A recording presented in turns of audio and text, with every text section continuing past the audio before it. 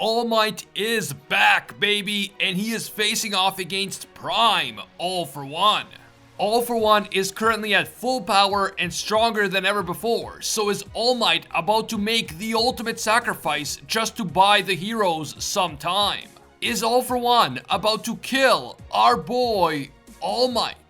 Also, Dabi is about to go supernova and kill a whole bunch of heroes and civilians. And the only one who can stop him is his brother, Shoto. This is peak MHA. We are truly reaching the climax of the story, so let's get into it.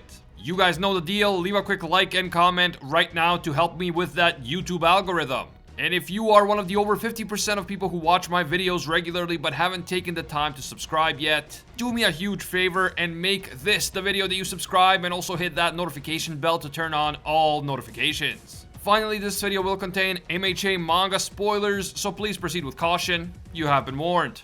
In the previous chapter, All For One cleared the Gunga Mountain battlefield after bodying everyone there, including the heroes, hero students, and even his own former lackey, Gigantomachia. Although he was just one man going up against all of these opponents, he came out on top because he is now young again, and this is allowing him to tap into the full potential of every single one of his quirks. Prime All For One is an absolute menace, and no one is able to stop him. To make things worse, All For One managed to steal Hawks' quirk and then took off flying in the direction of Shigaraki. In this moment, All For One seems unstoppable, and his reunion with Shigaraki seems inevitable. I mean, it's not like the greatest nemesis that he has ever had in his entire life is about to make a big return in order to stop him, right? Well, actually, that is exactly what happens, but let's start from the beginning. The latest chapter starts off with Tsukauchi and the other policemen at the police HQ straight up panicking over what's currently happening on the battlefield. All For One just flew over Edo City, meaning that he is moving extremely fast. He is like breaking the sound barrier. He's just zooming. The cops have to find a way to stop him somehow, but they are simply understaffed and outmatched. They asked for backup from every hero on every battlefield, but everyone is already out of commission. As things stand, All For One has a clear path to Shigaraki, and that's only the beginning of their problems. With all the attention that the battle against All For One has been getting, we haven't seen Dabi in a while. But now we learn that the heat that's coming from his flames in Gunga is absolutely overwhelming. Endeavor is still there fighting him, but the thermal energy that Dabi has been compressing inside his body has reached such an insane temperature that he could literally explode at any moment. If Dabi continues like this, he will only live for another 10 minutes or so, and then he will go supernova. All that massive thermal energy that he has stored within him will be released suddenly. His body will explode, and the explosion will be so massive that it will destroy everything within a 5-kilometer radius. That is a 3.1 mile radius for all our American friends. Worse yet, La Brava warns Tsukauchi that some of the civilians from the UA shelters are within a 5-kilometer radius of Dabi's current location, meaning that they will likely be killed if Dabi does indeed explode. We know from last chapter that the shelter is already in a bad state due to the sabotage from the spies. The ceiling is literally collapsing, and the lives of all of those people are in serious danger, including the lives of the Todoroki family. There's just no way that this damaged shelter can withstand the force of Dabi's blast. In fact, the shelter may not even last the 10 minutes before the explosion is supposed to happen. The people inside the shelter will have to use the emergency exit and emerge above ground, and while this will protect them from the ceiling collapsing on their heads, it will also make them even more vulnerable to the effects of the imminent explosion coming from Dabi. As for All For One, he is now flying even faster than before, and he is almost close enough to Shigaraki to use that warping quirk that belonged to our boy Johnny, the Nomu. Rest in peace, Johnny. Gone, but not forgotten. Long story short, All For One might reach Shigaraki at any moment, and no hero can arrive in time to stop him. Although realistically, even if they did arrive, they probably wouldn't be able to do much to prime All For One. The best they can do now is try to slow him down a bit and hope that his time runs out. As All For One has gotten younger and younger, he's gotten stronger. But he's also been more emotionally unstable, cruel, and hateful. Anyone who tries to get in his way now is basically forfeiting their life. The current situation seems quite hopeless, and poor Tsukauchi looks extremely stressed out and desperate. But then he hears a voice calling out to him from the comms device. Back in Kamino, Ida is helping an injured Shoto, and he tells Shoto that he still hasn't recovered from using phosphor against Dabi. But Shoto assures him that he's fine. They can't stop now, especially since All For One could reach Deku at any moment. Ida wonders how Shoto is dealing with the whole Dabi situation, since that has to be incredibly traumatic for him. But Shoto isn't dwelling on it. He's determined to help stop All For One from reaching Deku and Shigaraki, which would be everyone's worst case scenario. Then they both hear a voice coming from the comms device, and that voice belongs to All Might. He says that he's happy to hear that the two of them are doing okay, and then he tells them that they must get to Gunga as soon as possible. All Might tells them about Dabi's situation, and he explains that they have to save the civilians from the shelter before Dabi's explosion goes off and consumes them all. Shoto would still rather try and stop All For One, because letting All For One reach his intended target is so dangerous. But All Might tells him not to worry about that. A powerful ally is already waiting to face off against All For One.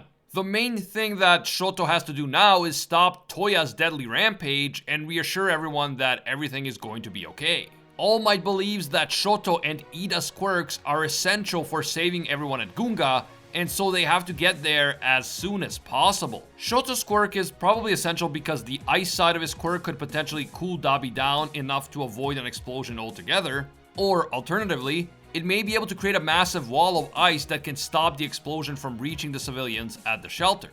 Also, we know that Shoto's new technique, Phosphor, has the ability to use cold fire to extinguish even the hottest flames, which we know he already demonstrated against Dabi with the move called Great Glacial Aegir. So if you ask me, this aspect of Phosphor will likely prove to be crucial in stopping Dabi. As for Ida's quirk, he will be essential for getting Shoto to Gunga on time, and also if Dabi really does end up exploding, Ida could potentially use his quirk to move Dabi away from the civilians before he goes off. However, if Ida's ultimate task ends up being the act of moving Dabi out of range of the civilians, it is likely that Ida himself will sacrifice his life in the process. In order to move Dabi away, he will have to carry him there, and that means that he will be right there next to Dabi when he explodes. Anyway, despite being banged up and exhausted, Ida puts Shoto on his back and tells him to hold on tight. As all of this is happening, Stain is still watching from above, and he says to himself that these people are true altruistic heroes.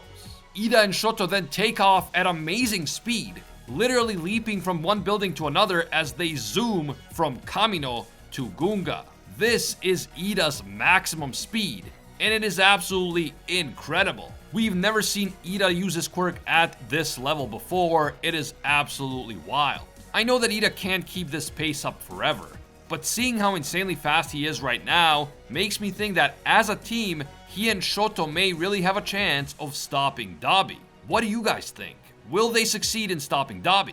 Will Ida have to sacrifice his life to move Dabi out of range of the civilians? Let me know down below. So as Shoto and Ida rush towards Gunga, we see All Might standing beside his car, his Batmobile, and waiting for his greatest adversary to arrive. That powerful ally who is waiting for All For One is of course All Might himself.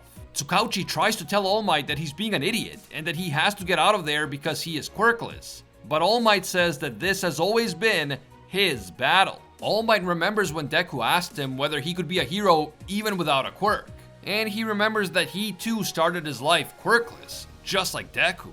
Now is the time for All Might to prove to Deku and to himself that you can be a hero without a quirk.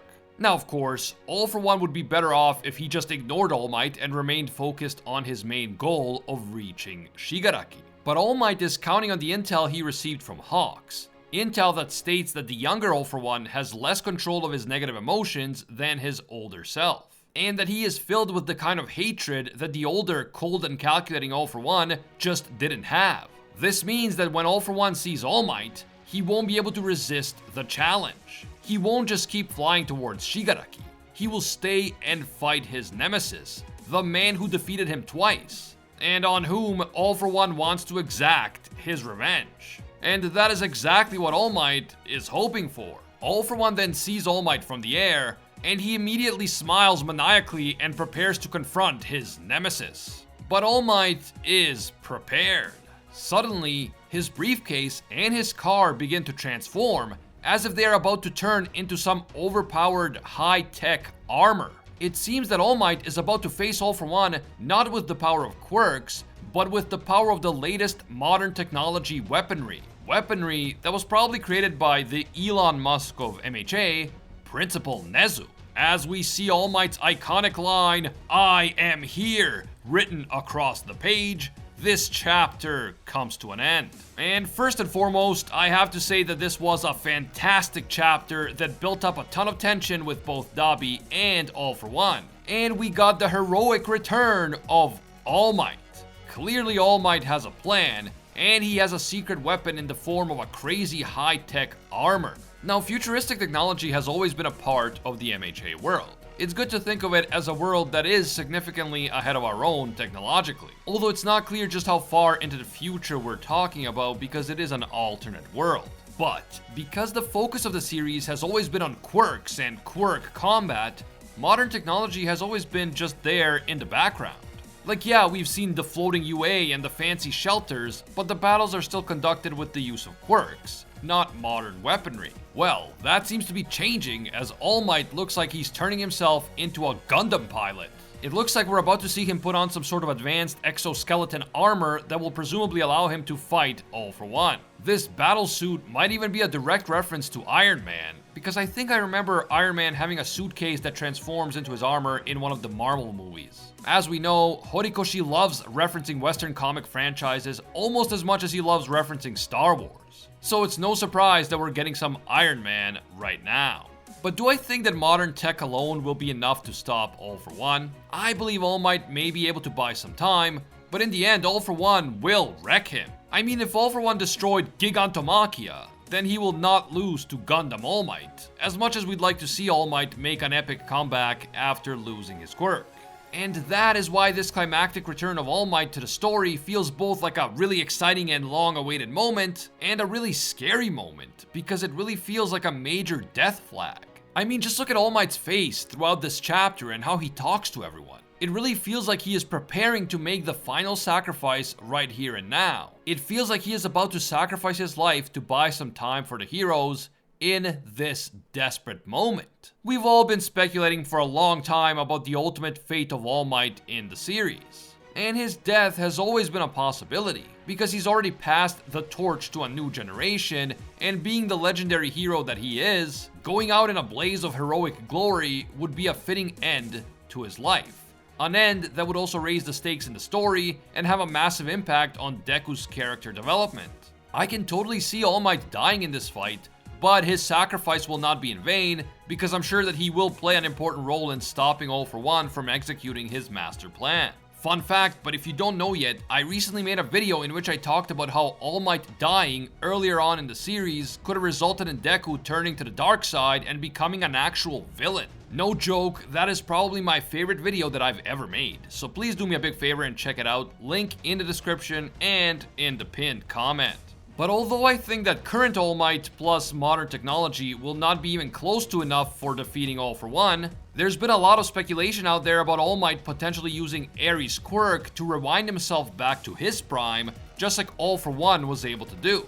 That would allow Prime All Might to face off against Prime All for One in an absolutely epic clash of good and evil. And this could also end in All Might making the ultimate sacrifice as he rewinds himself out of existence, just like All for One. Unless Eri figures out a way to rewind All Might without killing him. After all Might has the advantage of Eri actually liking him and wanting to help him, whereas All for One just had to make do with fragments of her quirk because she would never cooperate with him willingly. So who knows, All Might could definitely die here. This could be his last stand and final sacrifice. But we could also see some shenanigans involving Eri and her quirk. What do you guys think? Is All Might about to die? Will he use Rewind to go back to his prime, or will he try to fight with just modern technology? Will he succeed in delaying All for One long enough for the villain to rewind himself out of existence, or will he fail in this task? Don't forget to share your thoughts down in the comments below.